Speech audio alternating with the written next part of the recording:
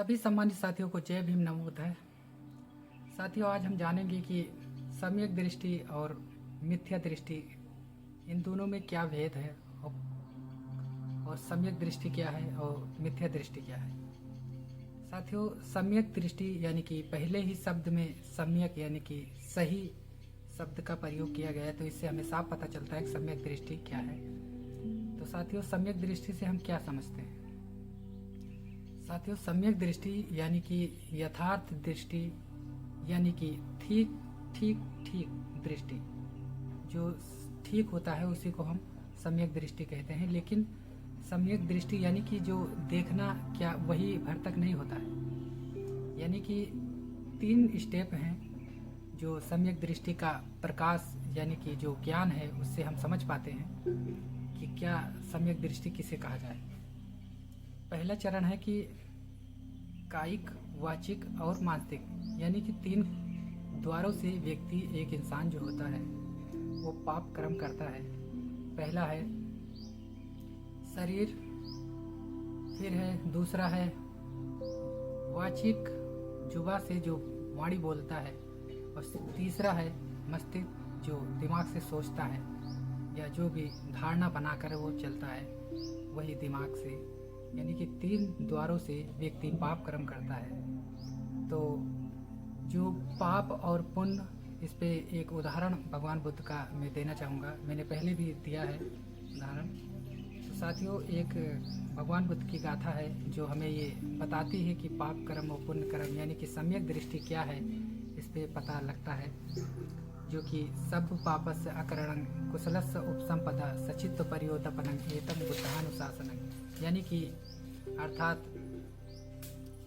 पाप कर्मों का ना करना, पुण्य कर्मों का करना। तो पाप और पुण्य के बीच का जो भेद है, यानी कि जो ज्ञान है, जिन ज्ञान के माध्यम से हम ये समझते हैं कि पाप कर्म क्या है और पुण्य कर्म क्या है, उसी को, जो पुण्य होता है उसी को सम्यक दृष्टि कहते हैं। वही ज्ञान, उसी को कहते हैं सम्यक दृष्टि। तो जब हम मन से यानी कि अपने ज्ञान से वो चीज़ को अनुभव कर लेते हैं, अनुभव करने के बाद में हम उस पर चिंतन मनन करके फिर उस पर सही निर्णय जो लेते हैं वही सम्यक दृष्टि होती है। फिर भगवान बुद्ध कहते हैं कि जो फिर दूसरा है कि मिथ्या दृष्टि क्या है। अविद्या के कारण आत्मा तथा संसार के संबंध में मिथ्या दृष्टि उत्पन्न होती है। भगवान बुद्ध कह रहे हैं कि मिथ्या जो है वो एक झूठ है, छलावा है, वो सत्य नहीं है। लेकिन अज्ञानता की वजह से व्यक्ति, एक मनुष्य, उन्हीं चीज़ों को सत्य मानकर अपना जीवन व्यतीत करता है और निरंतर वो पाप कर्मों का भी भागी बनता है, क्योंकि उसे ज्ञान नहीं होता है कि पाप कर्म क्या है और पुण्य कर्म क्या है। इस चीज़ का उसे पता ही नहीं है, तो वो आचरण किस पे करेगा।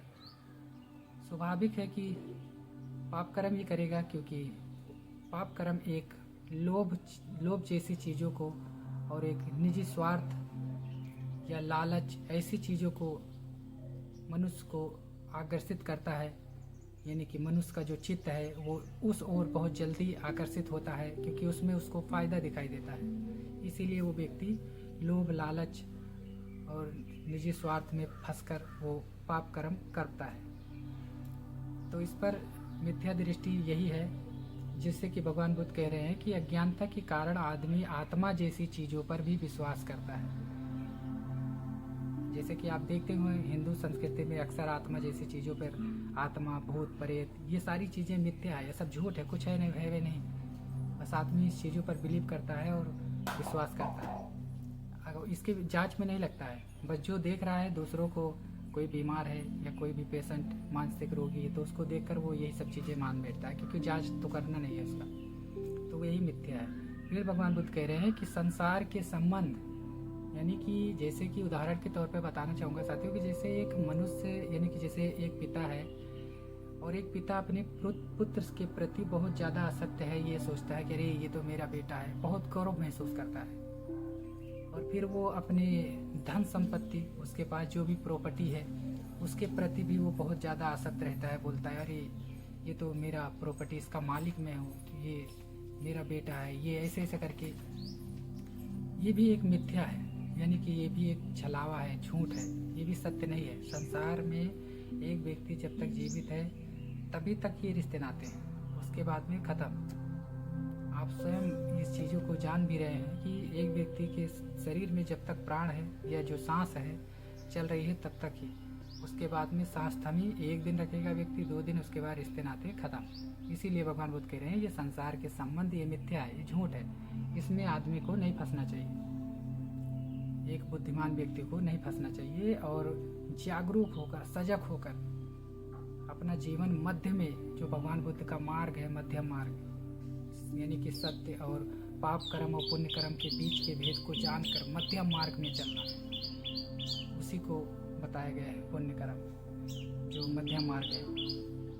तो साथियों, इस पर भगवान बुद्ध की मैं एक उदाहरण देना चाहूँगा, एक गाथा है, इससे आपको और स्पष्ट हो जाएगा कि मिथ्या दृष्टि है क्या। तो साथियों, वो गाथा कुछ इस तरीके की है कि भगवान बुद्ध कहते हैं कि उस गाथा में कि पुतम मत्ती धनम मत्ती इति बालो विहयति अताहि यत्तनो नत्ति कुतो पुत्तो कुतो धनम, यानी कि पुत्र मेरा है।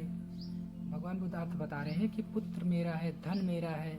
इस प्रकार सोचते सोचते मूर्ख परेशान होता है। जब मनुष्य का शरीर ही अपने आप का नहीं तो पुत्र और धन उसके कहाँ तक होंगे। सोचिए, इतनी गूढ़ बातें। एक मनुष्य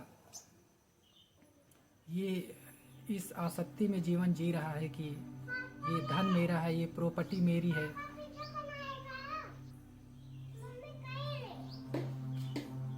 कि आदमी इस आसक्ति में जीवन व्यतीत करता है कि ये पुत्र मेरा है, ये धन मेरा है। जबकि भगवान बुद्ध बता रहे हैं कि उस मनुष्य का अपने शरीर पर ही तो भरोसा ही नहीं है, उसका शरीर उसका कब साथ छोड़ दे, और वो इस अभिमान में जीता है, इस गुमान में ज़िंदगी जीता है कि अरे इस प्रॉपर्टी का मालिक मैं हूँ, ये धन मेरा है, ये संपत्ति मेरी है, पुत्र मेरा है, इस अभिमान में। जबकि कोई किसी का नहीं है। सिर्फ बस अपना कर्म करना चाहिए व्यक्ति को, जो सामने है उसको इतना ही, लेकिन आसक्त नहीं होना चाहिए इतना ज़्यादा, क्योंकि यही आसक्ति, जैसे कि आप जानते ही हैं कि जब कोई बच्चा जन्म लेता है तो कितनी खुशियाँ मनाएंगे, लेकिन नहीं पता है कि वही बच्चा एक दिन कभी भी उसकी मृत्यु हो सकती है, उसके बाद में फिर कितना शोक मनाएंगे। मतलब जितना सुख को तो आंकलन नहीं कर पाते हैं कि मैंने सुख कितना लिया, लेकिन दुख का आंकलन जरूर करेंगे। कम से कम 1 हफ्ता, 2 दिन, 10 दिन, महीने का कई तो बाद बीत जाते हैं, दुख को लेकर ढोते रहते हैं। यही तो मिथ्या है, यही अज्ञानता है। लेकिन सुख मनाना होगा तो बोलेंगे अरे कितनी जल्दी पार्टी खत्म हो गई, 1-2 दिन रिश्ते नातेदार आए थे फिर चले गए, बताओ खत्म काम। मगर शौक जो दुख होता है वो कितने दिन मनाते हैं, महीनों, 10 दिन शौक मनाते हैं। ये दुख है, ये मिथ्या है। हमें इन दोनों के बीच का ये जो सुख है, दुख है, इन्हें इसके बीच में चलना चाहिए, मध्यम मार्ग। इसे अच्छे से समझ कर, ना ज़्यादा सुख ना ज़्यादा दुख, मध्यम में हमें जीवन जीना चाहिए, तभी हम दुख से पार हो पाएंगे, तभी हमारा कल्याण हो सकता है। साथियों, इस पर एक उदाहरण और देना चाहूँगा कि जो कि एक मनुष्य कर्म और वचन और मन से जो पाप कर्म करता है उसका क्या होता है। इस पर भगवान बुद्ध कहते हैं कि नहीं, परे ना विजानंती मय मेध्य मामा से ईचा तत्व विजानंती तत्व समंती मेदगा। भगवान बुद्ध कह रहे हैं कि अनाड़ी मूर्ख लोग इसका विचार नहीं करते कि हम इस संसार में नहीं रहेंगे। जो व्यक्ति इसका विचार करता है उन ज्ञानियों के सारे कलह शांत हो जाते हैं। बताइए, जिन्हें ये पता ही नहीं है पुण्य कर्म क्या है, पाप कर्म क्या है, वो लोग ये इस अभिमान में ज़िंदगी जीते हैं कि अरे मैं तो अजर हूँ, अमर हूँ, मुझे कोई कुछ छू भी नहीं सकता, मेरा कोई बाल बांका भी नहीं कर सकता, मैं किसी को भी कुछ भी कर सकता हूँ। वो लोग इस स्थिति में जीवन जीते हैं जैसे वो अजर हैं, अमर हैं। लेकिन जो लोग ये जान लेते हैं कि इस संसार को मुझे छोड़कर जाना ही है एक न एक दिन, तो वो उन लोगों के जो कलेश होते हैं चित्त में, वो शांत हो जाते हैं। और वो व्यक्ति ये सोचता है कि मुझे मेरे जाने के बाद मुझे मेरे अच्छे कर्मों से मुझे याद रखें लोग, ना कि मेरे बुरे कर्मों से। उनके कलेश शांत हो जाते हैं। लेकिन सोचिए, जिन्हें ये पता ही नहीं है तो उनके बुरे कर्मों से, तो शायद आपने भी देखा होगा समाज में बहुत से लोग ऐसे होते हैं कि अरे अच्छा हुआ मर गया, बड़ा क्रूर व्यक्ति था, बड़ा खराब व्यक्ति था, तो ये उसके बुरे कृत्य हैं, बुरे कर्म हैं। तो साथियों इतनी गूढ़ बातें भगवान बुद्ध बता रहे हैं। फिर मरने के बाद क्या होता है? भगवान बुद्ध कहते हैं कि भी शौक करता है। बताइए, जो व्यक्ति इस आसक्ति में जीवन जीता है, अंधविश्वास पाखंड को लेकर, और पाप क्या है पुण्य क्या है इस चीज़ों के बारे में उसे पता ही नहीं है, और वो निरंतर पाप कर्म ही किए जा रहा है। बहुत ज़्यादा सोचेगा किसी को मारना पीटना नहीं चाहिए, ये पाप कर्म है, लेकिन क्या वाणी और जो हम मन से सोच रहे हैं क्या इसके बारे में हमें पता है कि हम निरंतर किसी महान भाव ने कहा था, एक महान भाव क्या मैं नाम ही बता देता हूँ, आदरणीय वकील साहब ने एक जगह पे कहा था, मैंने उन्हें सुना था, उन्होंने कहा था कि शीघ्रता कीजिए, यानी कि भगवान बुद्ध की बातें हैं। वकील साहब ने कहा था कि शीघ्रता कीजिए पुण्य कर्म करने में, क्योंकि शीघ्र ही ये चित्त जो है, ये मन जो है हमारा पाप में डूबने वाला है। क्योंकि चित्त है वो कब पाप की तरफ आकर्षित हो जाता है हमें पता ही नहीं लगता। लोभ लालच में फंसकर पाप कर्म कर बैठता है। इसीलिए हमें जागरूक और सजग बन के अपना जीवन जीना चाहिए।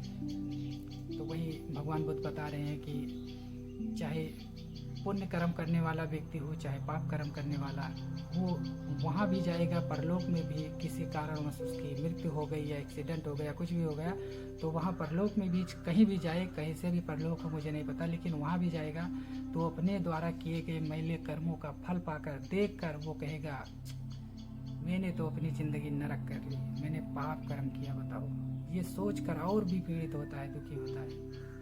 यही सब मिथ्या है साथियों। पहला हमें जानना पड़ेगा कि पाप कर्म क्या है, पुण्य क्या है। तो साथियों इतना ही, बाकी आप भी अपने कमेंट बॉक्स में अपनी राय ज़रूर दें और बताएं कि मुझसे कहाँ त्रुटि हुई, और आप भी अपना राय दे सकते हैं। और आत्मा पर भी अगर यदि आप चाहेंगे तो उस पर भी मैं एक वीडियो बनाऊंगा। कमेंट बॉक्स में बताएं आत्मा है या नहीं है, उस पर भी मैं कुछ चिंतन मनन करूंगा। साथियों इतना ही। जय भीम नमो बुद्धाय। वीडियो को कमेंट लाइक शेयर जरूर करें। जय भीम नमो बुद्धाय।